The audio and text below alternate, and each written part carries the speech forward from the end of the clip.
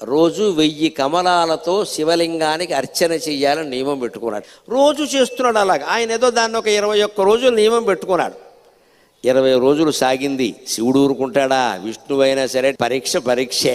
చివరి రోజు పరీక్ష పెట్టకుండా సర్టిఫికెట్ యూనివర్సిటీ వాళ్ళు కూడా ఇవ్వరు కదా, దేవుడు ఎలా ఇస్తాడండి? 21వ రోజు ఇంకా పూజ ముగుస్తుంది కదా అని విష్ణుమూర్తి సంబరంగా ఉన్నట్ట.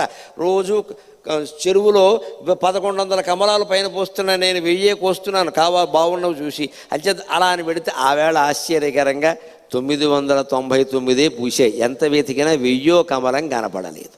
ఏమిటిది? ఒక్క కమలం తక్కువైంది. ఈ కమలం ఎక్కడి నుంచి తేవాలి అనుకుంటే ఆయనకి ఏమొచ్చిందంటే, నన్ను అందరూ కమలాక్షుడు అంటారు కదా, నా కళ్ళు కమలాలే కదా, కమలం తక్కువైతే ఏమైంది, ఇంకోటి తక్కువైనా పర్వాలేదు, నాకు 2 కళ్ళు ఉన్నాయి కదా అని ఒక కన్ను బాణంతో తీసి శివుడు పాదాల ముందు పెట్టాడమ్మా. అది విష్ణువు యొక్క భక్త కన్నప్పెంతో విష్ణువంతి.